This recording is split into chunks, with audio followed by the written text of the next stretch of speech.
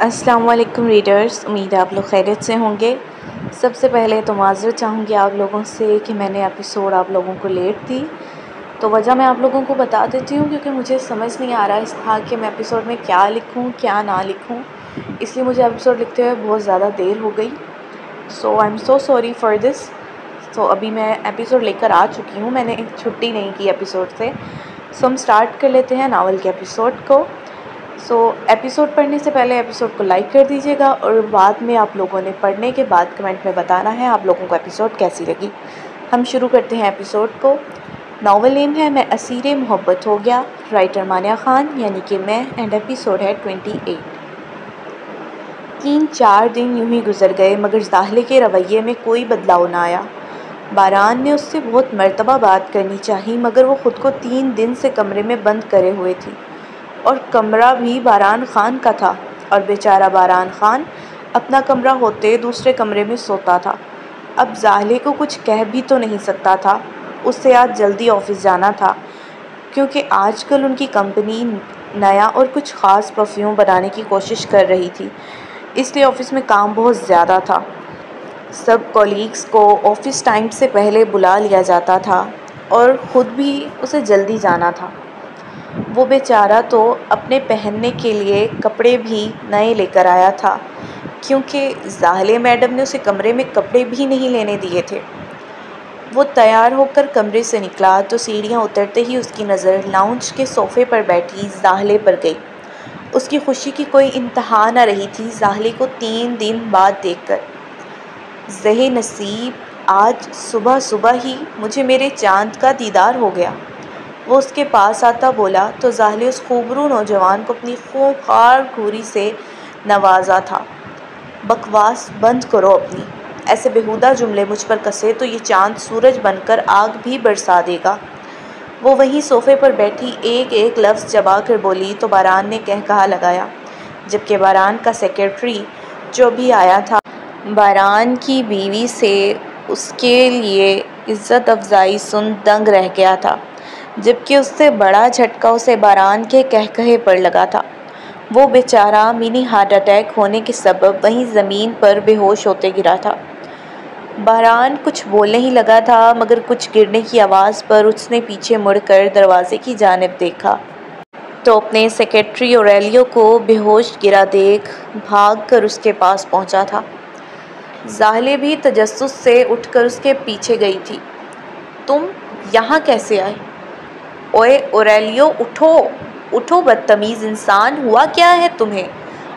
آخر وہ اوریلیو کے منہ پر تھپڑ مارتا اسے جگانے کی کوشش کرتا بولا، جبکہ زاہلے بیزاری سے یہ منظر دیکھ رہی تھی۔ آخر کافی محنت کے بعد اوریلیو واپس سے اپنے ہوش و حواس میں لوٹ کر آیا تھا مگر آنکھیں ابھی بھی بے یقینی سے باران کو دیکھ رہی تھیں۔ سر، جو ابھی میں نے دیکھا وہ میری آنکھوں کا دھوکہ تھا نا؟ کوئی آپ پر چیخے اور آگے سے آپ کا ہنسنا مطلب کہ ناممکن ہے نا سر؟ وہ باران کے کندھے پکڑ کر بولا تو باران نے اپنی مسکراہٹ چھپاتے پہلے تو اسے دیکھا اور پھر پیچھے چہرہ موڑ کر زاہلے کو دیکھا جو سر نفی میں ہلاتی واپس سے صوفے کی جانب بڑھ گئی۔ بس کر دو، اتنا حیران ہونے کی ضرورت نہیں ہے تمہیں، بیوی ہے وہ میری، مجھ پر بھڑک سکتی ہے، اور اگر میں آگے سے ہنستا نا تو کیا کرتا؟ اگر ذرا سا اپنا غصہ دکھاتا تو پھر آج تمہیں میرے چہرے پر نیل کے نشان پڑے ملتے، کیونکہ میری بیوی بہت خطرناک ہے اور مجھے اس سے ڈر لگتا ہے۔ باران خان شرارت سے اپنا لہجہ سنجیدہ کرتا اونچی آواز میں بولا تاکہ زاہلے تک اس کی آواز بآسانی جا سکے۔ اگر شادی کے بعد یہ حال ہوتا ہے تو مجھے شادی نہیں کرنی سر، کیونکہ اگر آپ کا یہ حال ہو سکتا ہے تو میرا پھر اس سے بھی برا حال ہوگا۔ وہ کھڑا ہو کر باران کو ترس بھری نگاہوں سے دیکھتا بولا تو باران نے معصوم بنتے اسے دیکھا۔ میں چلتا ہوں سر، آپ سنیں میم کی ڈانٹ۔ اوریلیو باران کے کندھے پر تھپکی دیتا بولا اور پھر بنا اگلی بات کیے وہاں سے چلا گیا تھا، جبکہ اس کے جاتے ہی باران کا کب سے رکا جاندار قہقہا چھوٹا تھا۔ ہنسنا بند کرو اور میری بات سنو۔ اس کی ہنسی کو زاہلے کی آواز نے بریک لگائی تھی۔ ہاں بولو میری ظالم بیوی، وہ شرارت سے کہتا اس کے پاس جا کر صوفے پر بیٹھا۔ مجھے فون چاہیے، وہ سیدھا اپنے مطلب کی بات پر آئی۔ اس کے پاس موبائل نہیں تھا کیونکہ وہ جب غزین کے پاس سے آئی تھی تب اپنا سامان جو غزین نے اسے لے کر دیا تھا اپنے فلیٹ پر رکھنے گئی تو اپنے فون کو بھی سوئچ آف کر کے فلیٹ پر ہی رکھائی تھی، اور اب اسے کسی بھی طرح غزین سے رابطہ کرنا تھا۔ اوکے، کوئی مسئلہ نہیں ہے، مل جائے گا تمہیں فون، میں آ جاتے ہوئے لے آؤں گا۔ سوری کہ تمہیں خود کہنا پڑا، مجھے خود اس کا خیال رکھنا چاہیے تھا۔ وہ ہلکی سی مسکراہٹ چہرے پر سجائے بولا تو زاہلے کو یقین نہ آیا کہ وہ اتنی جلدی مان گیا۔ مجھے میری پڑھائی بھی کنٹینیو کرنی ہے۔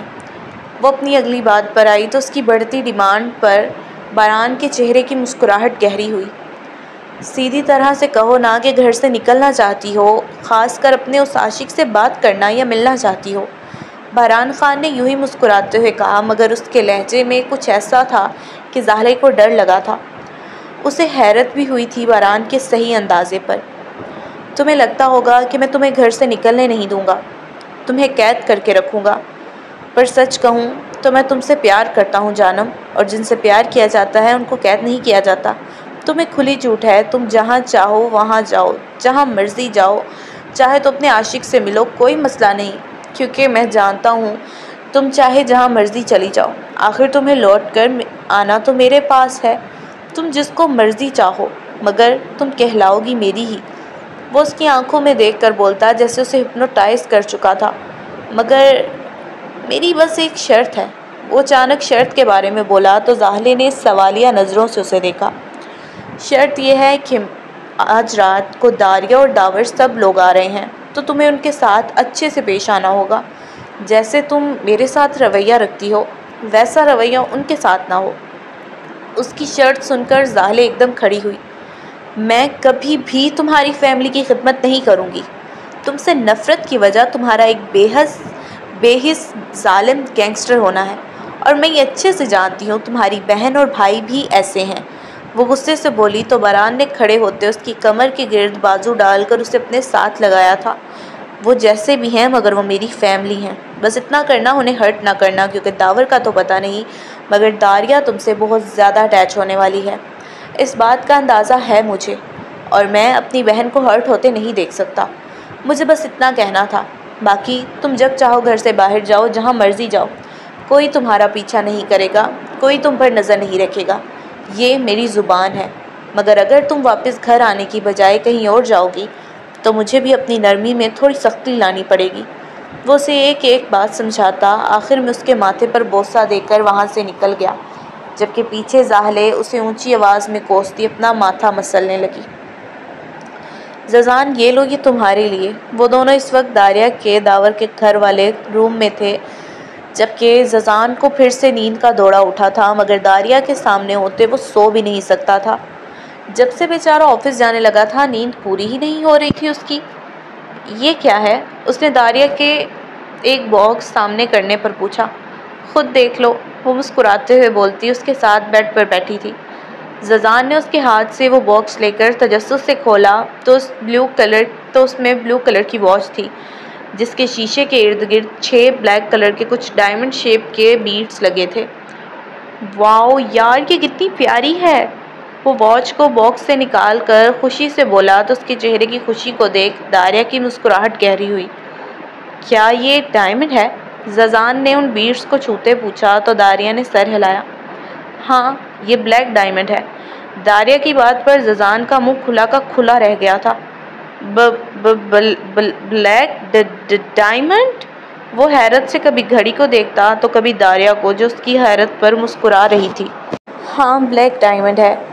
میں نے داور بھائی اور بہران بھائی کو بھی ایسی ہی گھڑیاں گفٹ کی تھیں، اور میرے پاس بھی سیم ہے، تو میں نے تمہارے لیے بھی یہ بنوائی ہے، اسپیشل۔ وہ اس کے ہاتھ سے گھڑی پکڑ کر خود ہی اس کی کلائی پر باندھنے لگی۔ واؤ یار وائفی، تم بیسٹ ہو، تھینک یو سو مچ اس تحفے کے لیے۔ وہ خوشی سے بولتا اس کے گلے لگا تو داریا کی ہارٹ بیٹ تیز ہوئی تھی۔ کوئی بات نہیں، تم نے بھی تو دیا تھا تحفہ۔ خیر یہ بتاؤ، میکرونی کھاؤ گے؟ میں اپنے لیے اور بچوں کے لیے بنانے جانے والی تھی، تم کھاؤ گے؟ وہ ززان کے دور ہٹتے ہی بیڈ سے فوراً کھڑی ہوتی بولی، جبکہ اس کا انداز گھبرایا گھبرایا تھا۔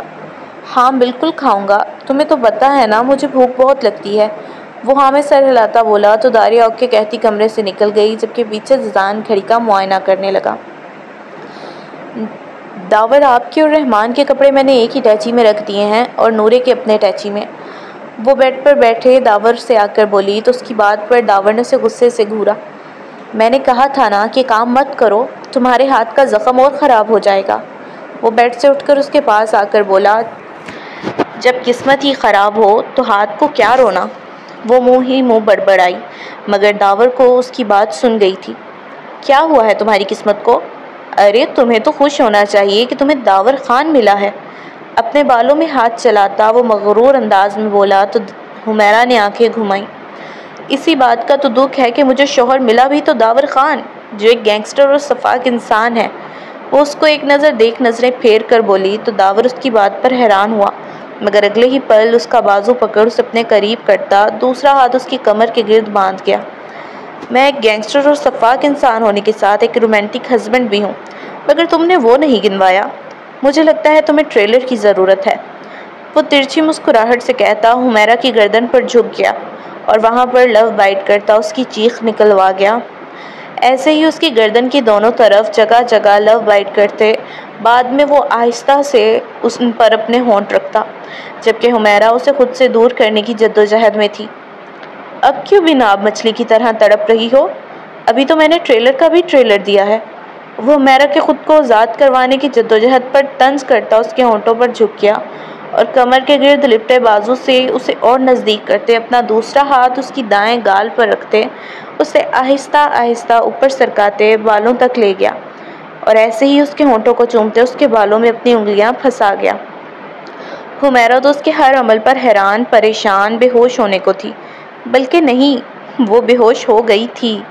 اس کے وجود کو ڈھیلا محسوس کرتے ہی داور اس سے دور ہوا تھا، مگر اسے بے ہوش دیکھ داور کا سر چکرایا تھا۔ کیا واقعی وہ اس کے اتنے سے عمل سے بے ہوش ہو گئی تھی؟ آہ داور، کون مانے گا، یہ جو تمہارے اتنے سے عمل پر بے ہوش ہو گئی ہے وہ تمہارے 2 بچوں کی ماں ہے۔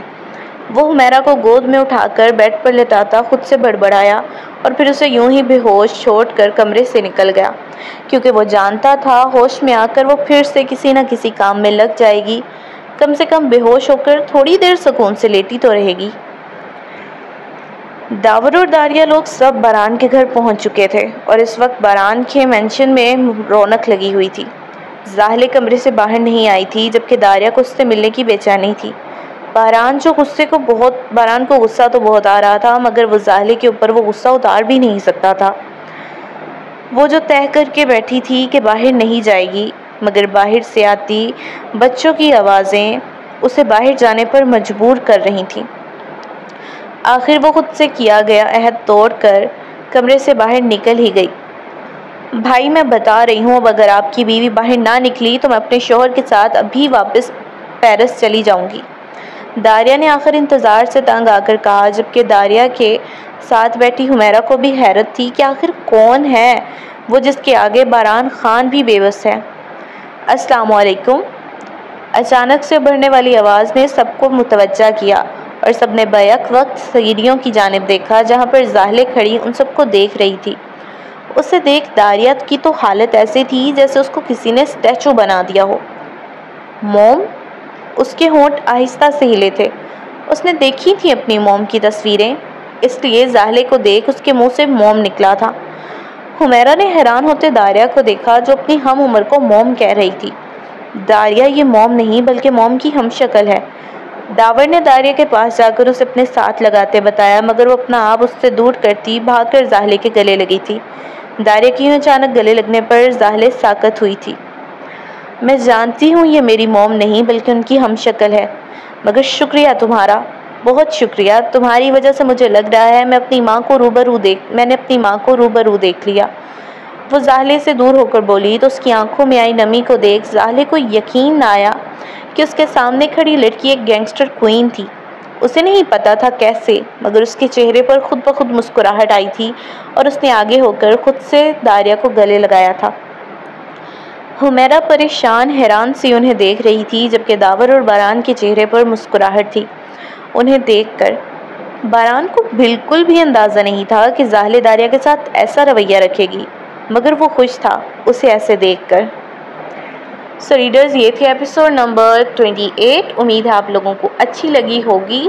میں نے بہت محنت سے لکھی ہے۔ آئی سویئر مجھے کچھ سمجھ نہیں آ رہی تھی میں ایپیسوڈ میں کیا لکھوں، کیونکہ ایپیسوڈ جو میں ناول لکھتی ہوں تو میں پہلے اس کی سٹوری سٹارٹ کا سوچتی ہوں اور اینڈ کا سوچتی ہوں، اس کا درمیان میں بالکل بھی نہیں سوچتی۔